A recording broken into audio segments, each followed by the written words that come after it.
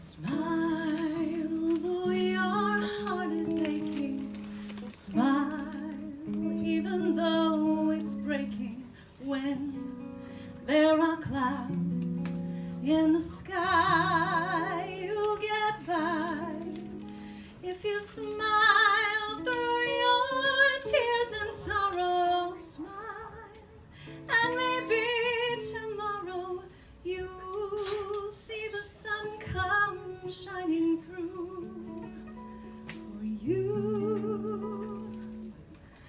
Light up your face with gladness, hide every trace of sadness, although a tear may be ever so near.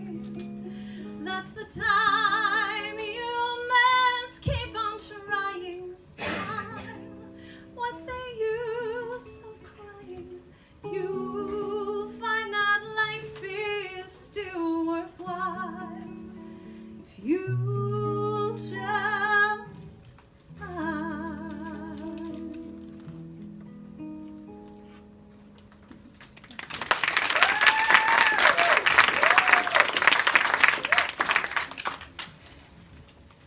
I've been telling my story by singing my entire life. And I have been connected to that song in a way that I never really fully understood why. I couldn't understand whether or not it was telling us to pretend like we're not sad, or if it was telling us to find something to smile about, and we could find our joy. Just enough to get us from one point to the next point. Just enough to keep going. And I decided that I am gonna choose, because I get to choose what my life looks like. I don't have to do it the way that you're supposed to. I don't have to cover my gray. I don't have to pretend like I don't have giant breasts. Right? Damn right, sister. I don't have to pretend like I get through life the way that you're supposed to. I've had to make it all up.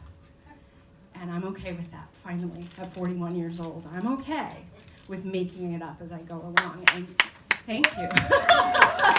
Yeah. Anxiety made me terrified my entire life. I was afraid of my own shadow. I was afraid of monsters and ghosts and kidnappers. And I didn't stand up for myself because I was afraid people would say no. And I didn't challenge things because I was afraid people wouldn't like me. And by the time I turned 16 years old, I decided to irrationally face down all of that anxiety. I was so enraged that I began doing ridiculous things. When I was 16 years old, I sat on a moving car. And it fell off. I fell off of it, and it ran over me. I broke my pelvis in 5 places. I spent a week in the hospital.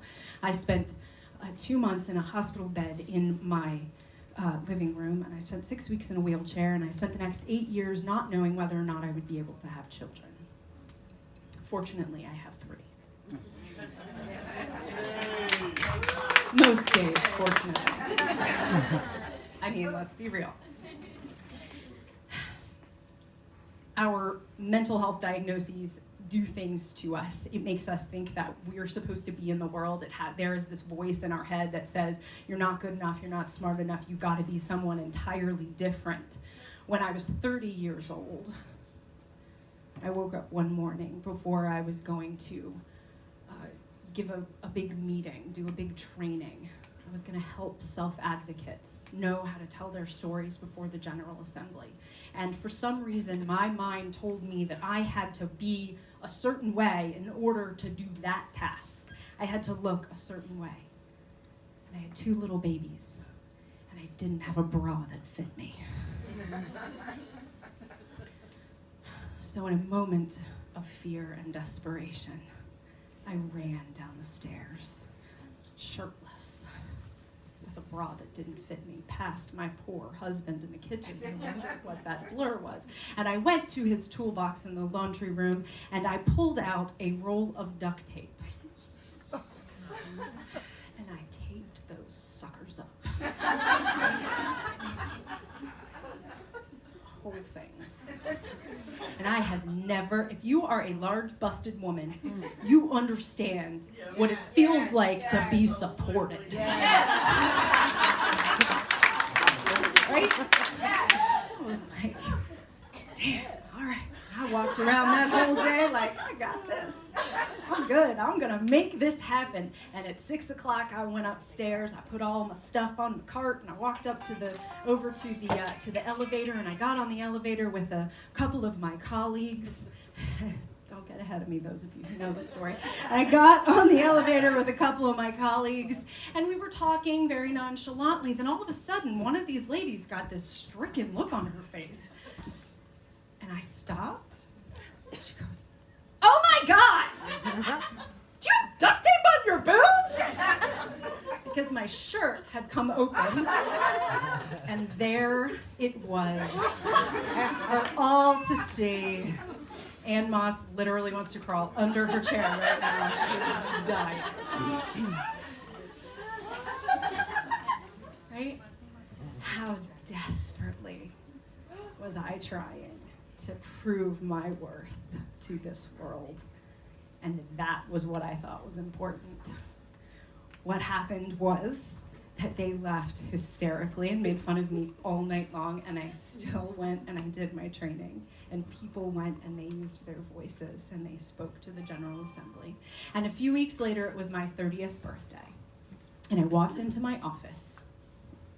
And they always did like fun things for your birthday, for big birthdays. I walked into my office, and it was covered from ceiling to floor in duct tape. And it was in that moment that I realized nobody gives a rat's ass what my boobs look like in my shirt. That is, there's no value in that. But here we are, 11 years later.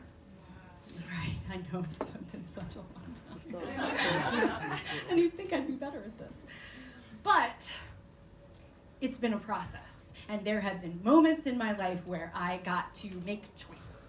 I got to decide what kind of person I wanted to be. And that day I had to decide that this was going to be a really funny story for my life, because otherwise I would have crawled up in a ball of shame and let it prove to me that I wasn't worthy of having the life that I wanted.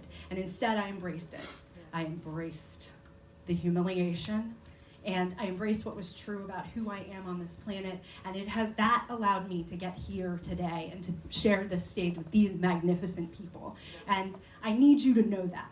I need you to know that whatever that thing is in your head that tells you you're not good enough, it's lying. You are. You deserve to be here every day, no matter where you put duct tape, no matter how hard you pretend, it's lying.